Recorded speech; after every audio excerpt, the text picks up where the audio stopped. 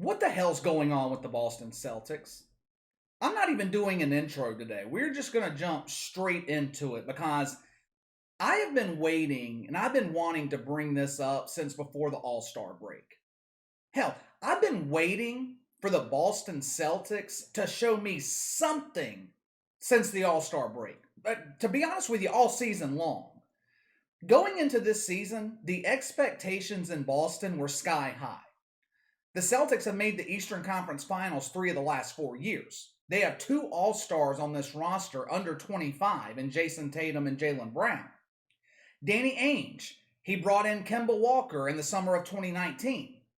This roster was supposed to be stacked. They were supposed to be contenders in the Eastern Conference. At this point of the season, you would expect the Celtics to be sitting at the top of the East, a number 3 seed at minimum. Instead, they are 25 and 26, one game under 500, and they are the 8th seed in the Eastern Conference. They better thank God they're not in the West, because they would be getting smoked. Last few years, the Celtics have been one of the best defensive teams in the NBA. This year, 2020, 2021, they're in the middle of the pack. I know that the NBA regular season's long. I get it. And at some point, you are going to lose a game or two that you're supposed to win. A game against a team like the Cleveland Cavaliers that you're supposed to win, you lose to them anyway. But it is happening with way too much frequency this year with the Boston Celtics. They've lost to the Cavs, the Pistons, twice to the Pelicans. One loss in New Orleans, the Celtics were up 25-30 points in the second half. They still lost that game. What the hell is going on with the Boston Celtics? There's not just one thing that is wrong with this team. This team's got a lot of problems. Brad Stevens is rumored to be on the hot seat, which I don't understand at all. I think Brad Stevens is one of the better young coaches in the NBA, but he's taking a lot of blame right now in Boston. And to me, if you were to blame anyone for this mess right now, you damn sure better be blaming Danny Ainge, not Brad Stevens. Brad Stevens can only do so much with the talent that he's been given. The truth is, this roster in Boston, it just isn't that good. Yes, they have been hit hard by injuries. Yes, they've been hit with the COVID protocols at times throughout the year. The Celtics' big four of Jayson Tatum, Jaylen Brown, Marcus Smart, Kemba Walker, they had only started 2 games together by the All-Star break. They played a total of 28 minutes together by early March. So you can make the excuse that that is the reason why the Celtics are sitting at the number 8 spot in the Eastern Conference. And it has something to do with it, sure. But even if everyone had been 100% healthy all year, this still is not a championship roster. I've never been a big Kemba Walker guy.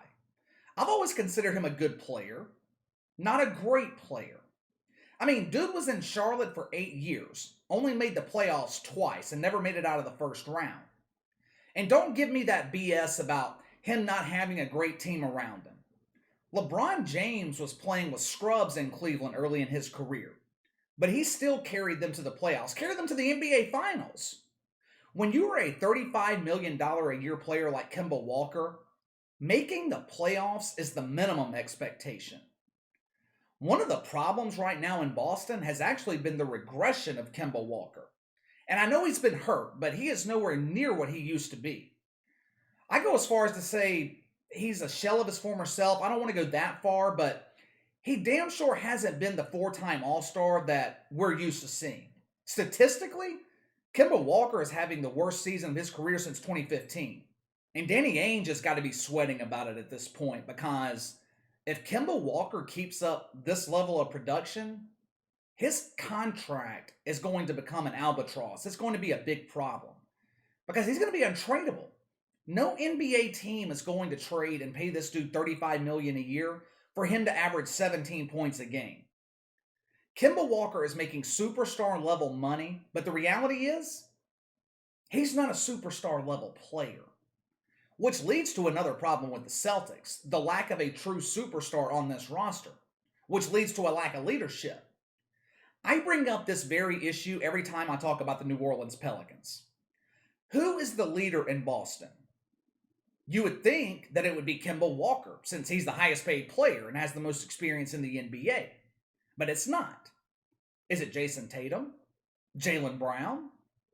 Who the hell is the leader on the court in Boston? Who's the leader in the locker room? There's not one. The Celtics have no identity. They have no team identity. We're over halfway through the season, and this team doesn't know what kind of basketball team they are. Usually in the NBA, the team takes on the identity of its leader or superstar player. And when you don't have a leader and you have a bunch of followers, it results in a team with no identity. You cannot have that problem in the NBA and expect to win. You look at every great team in the NBA right now. They all have strong leadership on the court. Lakers, led by LeBron James. Blazers, Dame Lillard. Jazz, Donovan Mitchell, Rudy Gobert. Heat, Jimmy Butler. Bucks, Giannis. The Celtics? The Celtics? All Indians and no Chiefs. To be honest with you, the expectations we put on this young Celtics roster this year were a bit unfair. Brad Stevens is working with one of the youngest rosters in the NBA. They've got 8 players that are in their first or second year in the league. The quick success for the Celtics over the last 3 or 4 years have created these unrealistic expectations, but those were different teams. Boston's lost a lot of talent and depth over the past year or so. Since 2019, they've lost Kyrie Irving, which, as talented as Kyrie Irving is, the Celtics are better off without him. He never fit in that locker room. Although, to Kyrie's credit, he did at least try to lead this young Celtics team in his own way. The problem was, he's Kyrie Irving, the weirdest of the weird. And his way of leading just didn't resonate with everybody else in Boston. Now, in addition to losing Kyrie Irving, since 2019, the Celtics have lost Al Horford, Marcus Morris, Terry Rozier, Gordon Hayward. Not only is that a lot of lost veteran leadership and experience, but all 4 of those guys were key players in that 4-year run. I mentioned the lack of identity on the court a second ago. The Celtics are dealing with the same problem upstairs too. Danny Ainge is trying to build and maintain 2 teams at the same time, which is damn near impossible to do. Look, Danny Ainge is a great general manager, one of the best in the NBA. He's been GM in Boston since the early to mid 2000s and has pretty much kept the Celtics as a playoff team every year. But what he is trying to do right now just isn't feasible. Danny Ainge is attempting to put the Celtics in the best position to win this year, but he's also prepping them to win in the next 2, 3, 4 years.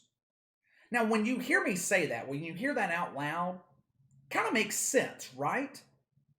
The problem is, it's not working. You look at Boston the last 4 years. They've been good. Eastern Conference Finals 3 times, but they've never been good enough to get past that point. Danny Ainge has failed to guide the Celtics down a particular path. You either build for the future or you go all in and you try to win right now. You can't do both simultaneously. You got to choose one or the other.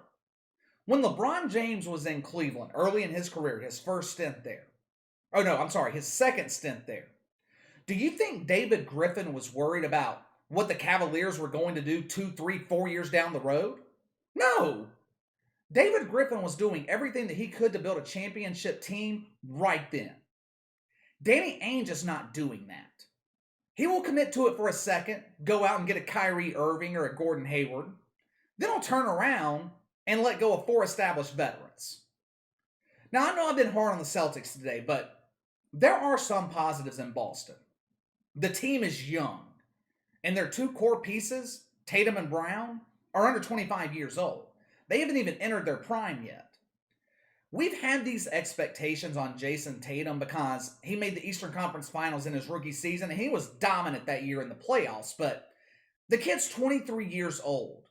It takes a long time for stars in the NBA to develop into superstars.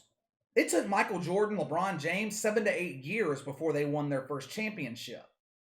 The young Celtics have plenty of time. Even though this season's been a disappointment, the nucleus of this team still has a lot of room to grow.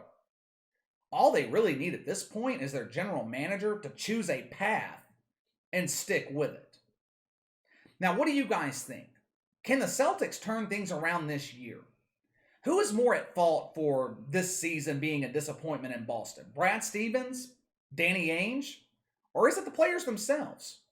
Do you think Brad Stevens will get fired after this season? Sound off in the comments below. Make sure to like and subscribe. Click the notification bell to receive all notifications from the channel.